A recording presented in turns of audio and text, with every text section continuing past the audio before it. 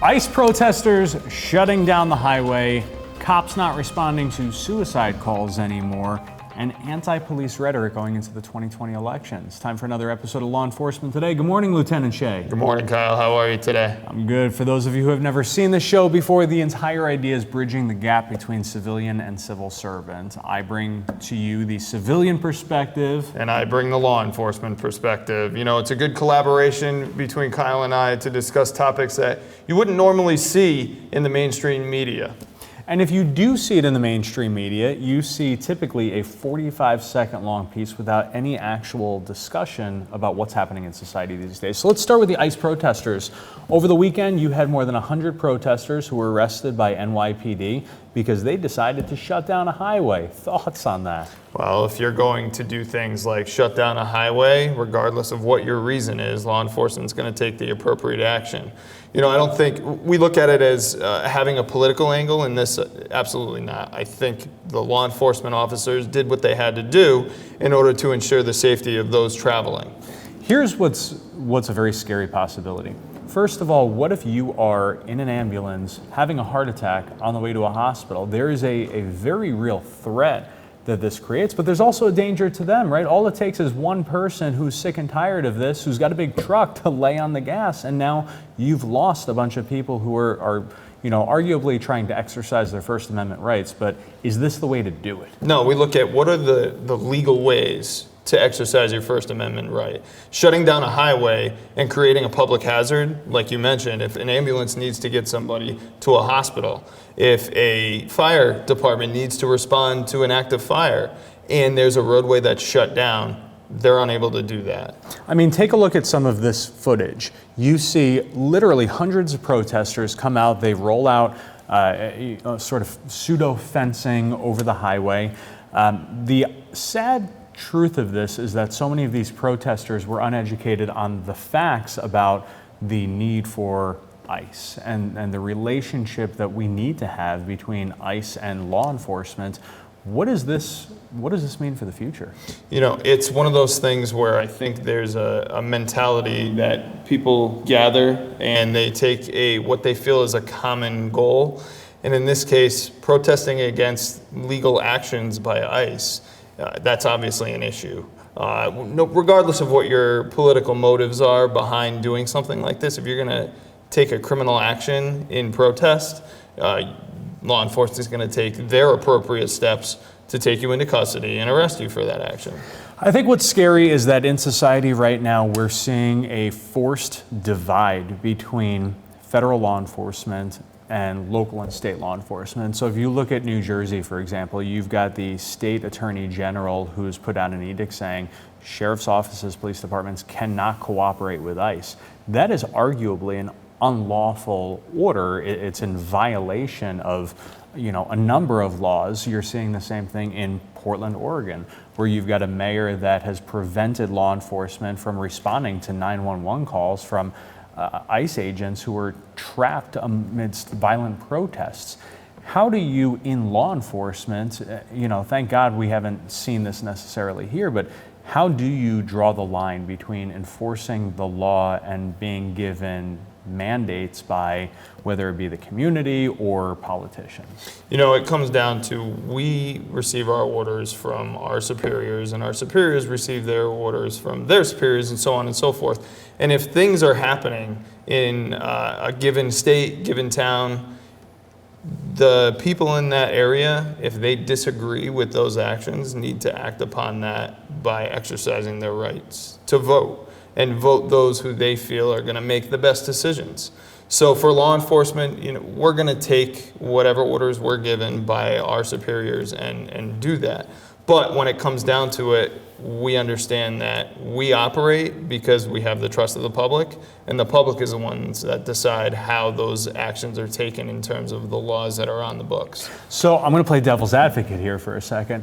When there are clearly orders that are given that are in violation of the law, how do you either reconcile that or how does an agency make a determination what the right thing is to do versus what they're being told to do? I think it's a bigger picture discussion than local agencies themselves. I think local agencies are going to do what they have to do based on the laws that are in place.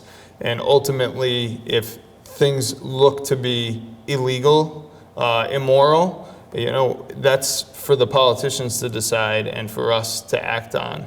Unfortunately, that's the way it works in law enforcement.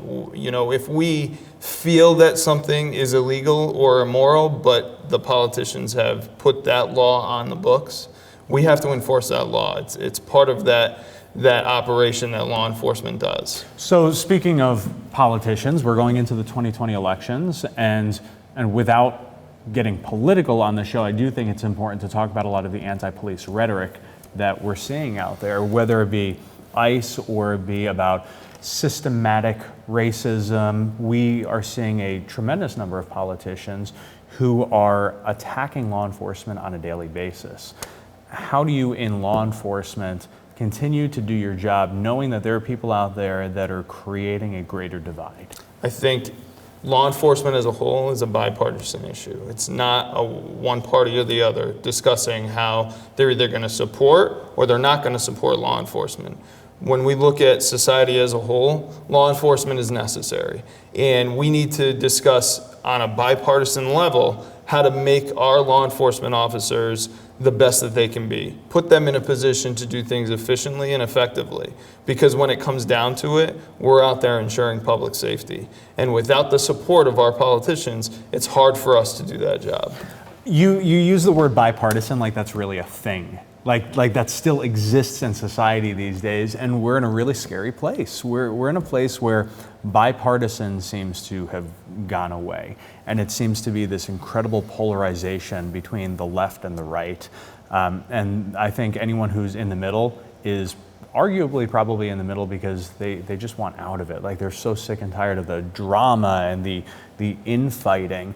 How do we come back to center? How do we find that place that supports law enforcement, still has accountability, still has respect for people of all races, genders, sexual orientation, blah, blah, blah, blah? Like, how do we find that center again? Is it possible? I've talked about it before when it comes to humanizing, officers, humanizing law enforcement as a whole. And I think we need to have our politicians do the same thing. They have to humanize what they see in law enforcement. Law enforcement is out there to ensure public safety. Law enforcement out there is to support a community. And you can't tell me that politicians don't want to support a community, right? That's the reason why they're in those positions, because the public has given them trust to make the best decisions for the whole. So we need to have politicians on both sides support law enforcement. How they do that, I don't know. So I'm with you in theory. I mean, in theory, we have politicians who believe in the greater good, who believe in enforcing the law. But now we have politicians who are trying to pick and choose which laws we enforce. Politicians who are saying we need to dismantle DHS, we need to dismantle ICE, we need to remove guns from law enforcement officers. Now listen, we could debate all day long the Second Amendment. You know where I stand on things. But to actually make the argument that we should be disarming police, how is that looking out for the greater good of the community? Again, that comes back to when it's time to vote, you're going to vote for who you feel is the best candidate. And hopefully those candidates show support for law enforcement in their campaigns. Because I think in today's age, we need to have that support. And I think the public needs to see that support from those politicians as they go through their campaigns. Do you ever plan on running for office? No. Because you seem to have a lock on it. No, not at all. The other topic I want to talk about today is there have been a number of agencies, starting in California, spreading nationwide, that have said that they are not going to respond to suicide calls because of the rising statistics about suicide by cop or attempted suicide by cop. Thoughts? I think what you're seeing out there is you're seeing a law enforcement agency realize that the law enforcement officers and the mental health workers need to work together to facilitate the best outcome for those threatening suicide, for those having a crisis situation. In Connecticut, I think we do a very good job when it comes to utilizing our mental health resources in getting somebody assistance should they display things like suicidal tendencies. they're in a mental health crisis. And I think out there, this policy that they've put into place is encouraging more collaboration between the officers and mental health workers. I think you're going to see that more and more across the nation, because you're right, we do have this feeling that law enforcement responding to somebody who is in mental health crisis may cause an issue, may cause that person to become even more outraged. And I think if we kind of retool the way we do things, the way we approach those individuals, I think the outcome would be much better. So there's a certain amount of an arbitrary decision on this, though, right? Because one could argue that a guy who walks into a Walmart and starts shooting the place up, I don't think anybody would argue against the idea that there's a mental crisis in place here. How do you then arbitrarily decide we're going to respond to this, but we're not going to respond to this? It seems to me like that's more, again, a byproduct of politicians who aren't supporting law enforcement to do what needs to be done. You've got this officer who, he has this girl who rams his cruiser, he gets out, she's got a toy gun. As we later find out, he doesn't know, he ends up having to kill her because he believes that his life is in jeopardy. We're seeing more and more cases like that where politicians are stepping back saying, we need a full investigation, we need accountability. I understand him being placed on paid administrative leave while an investigation happens. That's standard operating procedure. But are we creating a bigger divide and blaming it on mental health when the reality of it is that it's not mental health? It's sometimes administration that's not backing their officers. It's sometimes politicians who aren't backing administration and officers. What's the line? It's a tough question. I think, mental health is so important for us to think about when we think about these situations where somebody addresses an officer with what ultimately we find out to be a toy gun. Is mental health a component in that? I don't know. But the officers have to be able to do what they need to do to rectify that situation, to come to a good conclusion to that situation. And if they're put in jeopardy of the life and limb, if that individual puts the public in jeopardy of life and limb, as it's perceived by the officer when he's addressing it, the officer has to do what he needs to do. If that gun wasn't a toy gun, and she fired a shot at the officer, at somebody in the public, would the officer then be second-guessed as to why he didn't take lethal force to end that threat? So we have to go and create a discussion on not only the mental health issues, but police appropriate response, and allow the officers to do what they need to do in those situations. If they're faced with a lethal threat, if the public is faced with a lethal threat, they need to be able to use lethal force to end that threat. Changes in the laws, changes in technology, it all sort of ties together. We invited a good friend of ours up from New Jersey, and I'd like to hand it off to you to bring him into the fold now. Excellent. I'm here today with Joe Bucko from 360 Media to talk about kind of how law enforcement is changing the way we do things in terms of giving information out to officers and using technology a little bit better. Joe, you want to introduce yourself? My name is Joe Bucko. I'm an active police sergeant in New Jersey. I'm also a business consultant for Blue 360 Media. It's the nation's largest publishing company focused on law enforcement. So talk to me about what Blue 360 Media has going on. Basically, we publish all the law manuals for 46 states, all their motor vehicle, their criminal codes. And what we've been doing is shifting them to a traditional book publication to a mobile app. This way officers have them in real time. Yeah, we look at the changing in law enforcement officers today. Law enforcement officers coming into the job today are a little bit more tech savvy than some of the older officers. And not to say that older officers aren't tech savvy, but I think when it comes to giving information to the officers, having it on a platform that they're familiar with, like an app on a phone, is a much better way of doing things. Is that kind of what your company has seen? Without a doubt. What we've been seeing and we were realizing is, officers weren't carrying the books with them. They were leaving them in the car. If they brought them into the car, they were leaving them back at the station. And then when it was time to reference something, they didn't know where to look. And then they were Googling and using their cell phones, which is the natural thing to do, but we didn't know where the information was coming from. So there was no way to get validated information based off of a search because you don't know who's putting the content out there. So we took our product that's been recognized by the police departments and the courts for 30 plus years, and we put it on the mobile app This way they're looking up the same stuff they would have access to if they were inside their police station. And for the officers out there, that's a much more efficient way of doing things. Having familiar laws in order the way they should look based on what that state has is a much better way of doing things than searching through a book and having to go back to your patrol vehicle, coming back to the scene, and then having the answer to something that you had to look up. Do you see Blue 360 Media going into anything else in terms of using technology? Right now we're doing a lot of training guides. We're doing a lot of professional development series, just different books, different publications that officers were using all along, and they kind of drifted away from it because it wasn't manageable. Okay. With the legislative sessions of every state changing and they're different and they're pushing out stuff that we have to follow. You also look at the cost effectiveness of putting it on a digital platform, right?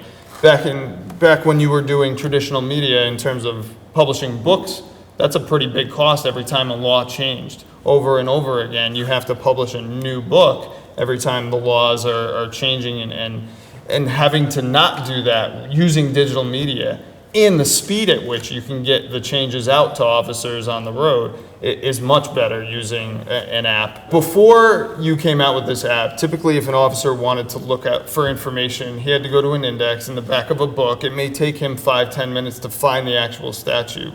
What does your application have that officers can use to find that information quicker? It's fully searchable. You download the ebook onto your smart device, or you could have live access through our mobile app. So anything that you're dealing with, you would just search it. It would come up like a Google search, but just based off of the material in our book. Some other great features about it that we do with different agencies is we all know that when information gets passed along, sometimes it gets passed along too late. If a state comes out with a new law, they pass it, they forward it to all the police departments, and we're expected to enforce it right away. So what we do is we monitor the legislative sessions, and we have attorneys that are dedicated to this, and they'll monitor the session, and then when we see things coming down the pike, we'll give it to the administration of those police agencies so they can start tweaking their internal policies to deal with a situation. So when a law comes out, for example, like legalization of marijuana, instead of just saying, okay guys, here, you're allowed to do it now, enforce it, and then all your internal policies, all your accreditation material, everything's totally contradicting what the law states. We give them a nice heads up. So they're able to change those policies and procedures prior to, and when that law actually goes into effect, they're not going against policy and procedure by enforcing the law that's currently on the books. Correct. That's incredible.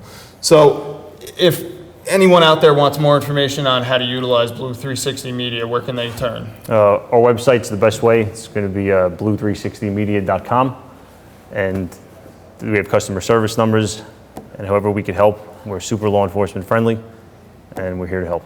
Joe, I want to thank you for coming out and talking to me today. It's definitely, for us in law enforcement, having the information as fast as we can and efficiently as we can helps us do our job better, and I appreciate what your company's doing for all of us. Thank you.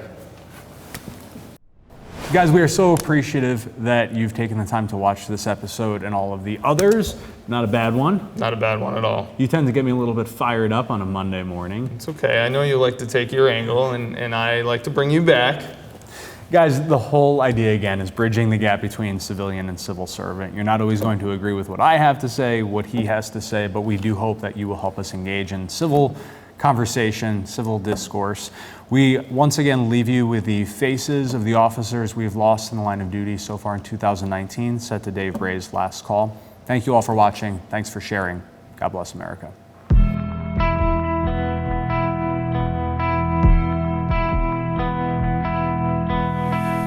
Man down, I'm bleeding out. There's no time, so please hear me out. These are the last few words that I'd like to say to you all. This is my last call.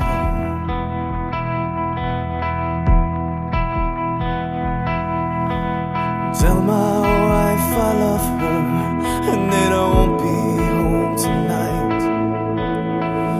Thank her for those long, hard years that we tried to get it right. Tell her I'll be waiting after she makes it through it all.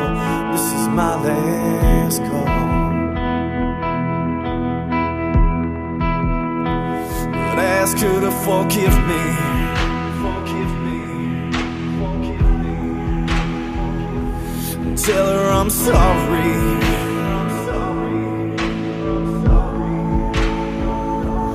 That I can't be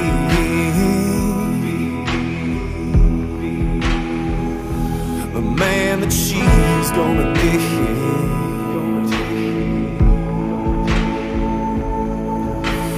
Tell her I'll be waiting where the winter meets the fall.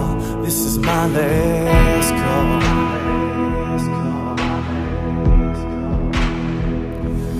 Tell my children that I love them. Oh yeah, that daddy always loved them so. Tell them to hold their mother tight and to never let her go. Tell them I'll always be watching, looking over them through it all. This is my last call.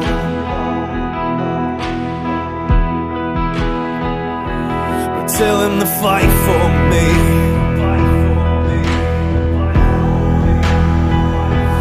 Do what's right for me.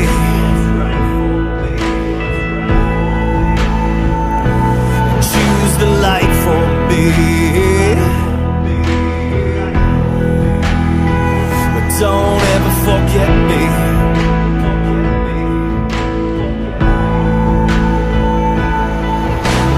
Tell them I'll always be watching, and I'll be there when they fall.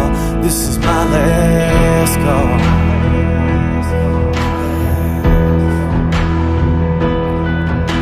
For those who served beside me and who held that thin blue line, stand tall, stand strong, and hold your head up high. I'm sorry I let you down today, but please know I gave my all. This is my last call.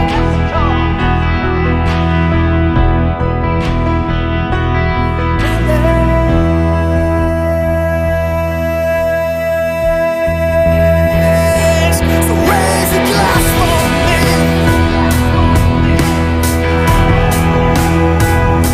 And kick some ass for me.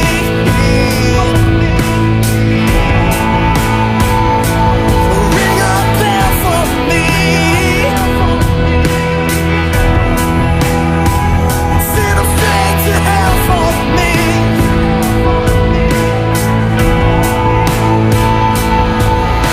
I'd like to think I saved a few good lives, but I couldn't save them all. This is my last call.